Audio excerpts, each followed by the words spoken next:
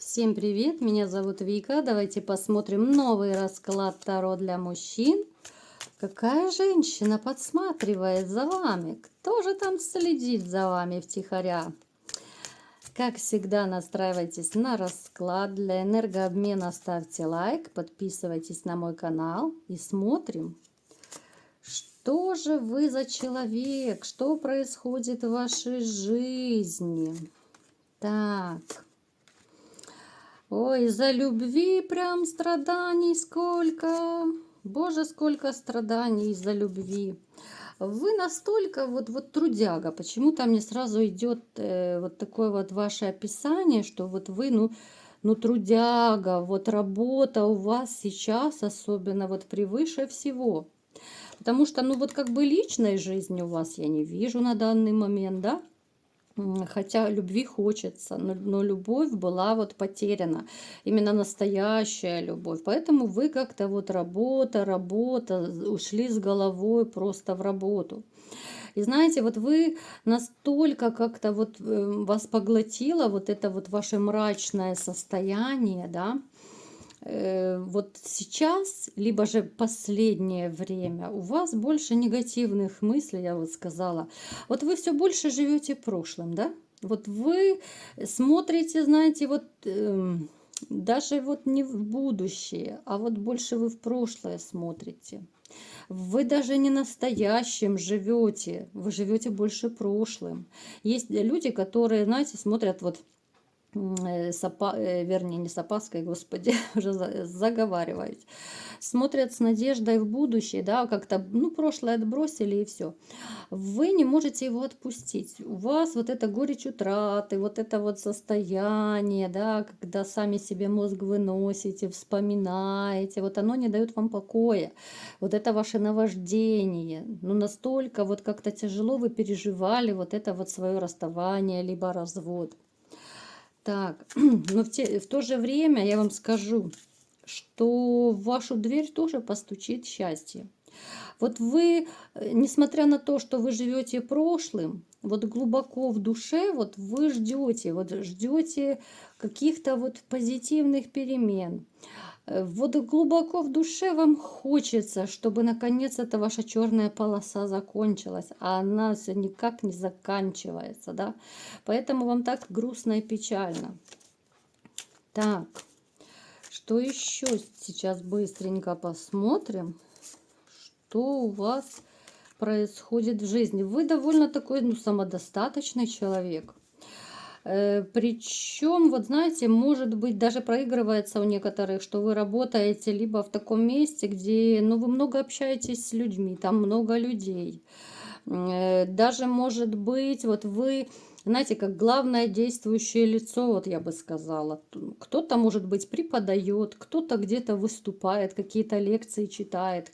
Даже в магазине, я считаю, вот если продавец вы, то это тоже вы как бы главное действующее лицо, потому что, ну, вы продаете свой товар, да, либо же у вас, может быть, свой магазин есть. Ну, то есть вы всегда окружены людьми.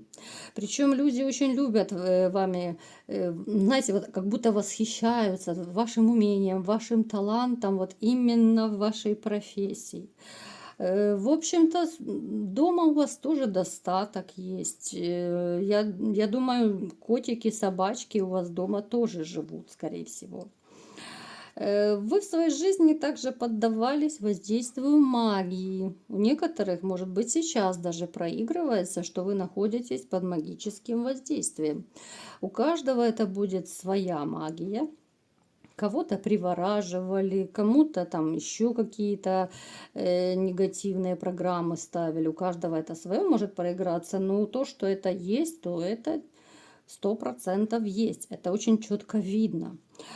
У вас еще может так, знаете, вот как-то по жизни проигрывалось, что вы такой человек, вы очень часто уступаете по жизни, вот особенно женщинам, и своей женщине, и чужим женщинам. Вот как-то вы уступаете, да, вот в этом ваша мужская сила, я бы сказала. Даже это не слабость, это суперское ваше качество. Когда вы можете даже вот в ссоре, в споре, там, ну где угодно, вы все-таки можете уступить женщине.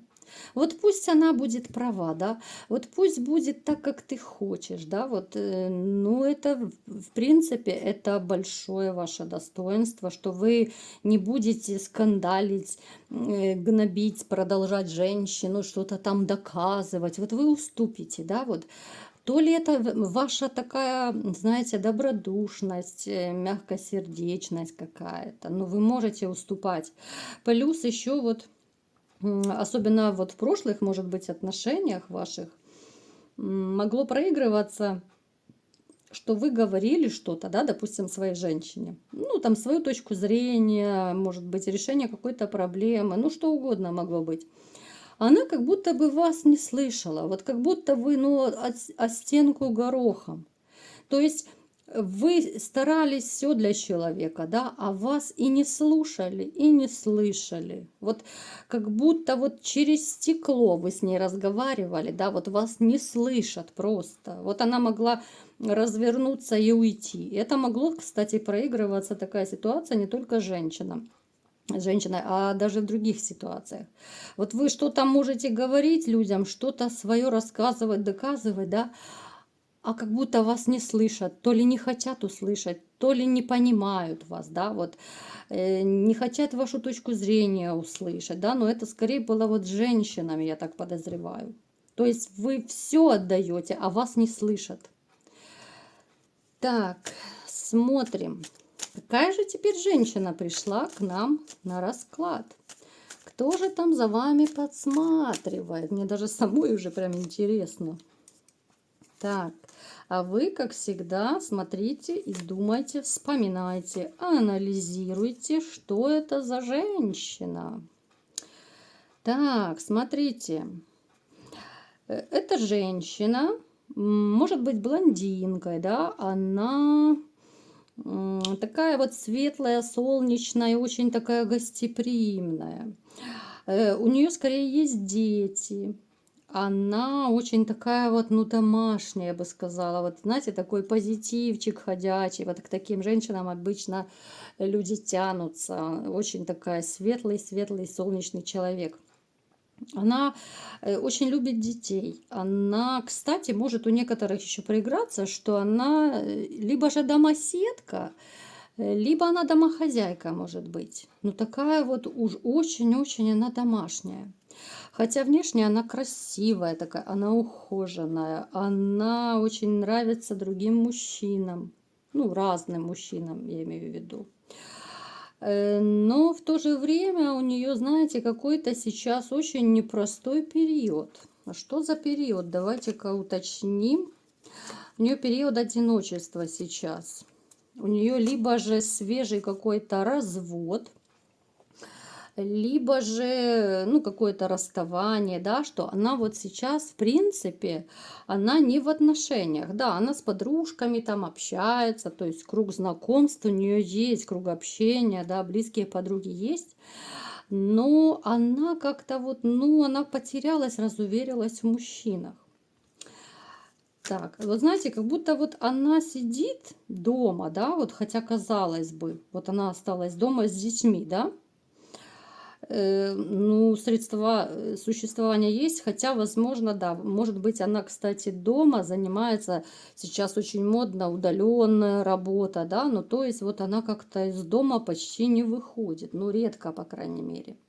Вот она больше времени проводит с детьми, ну, и какие-то, либо же это сестры, либо это близкие подружки, ну, то есть она не гуляка совершенно. Так, давайте-ка посмотрим, почему же она за вами подсматривает. Прям интересно. Почему же она подсматривает? Причем она как-то смотрит, знаете, на вас как будто со стороны.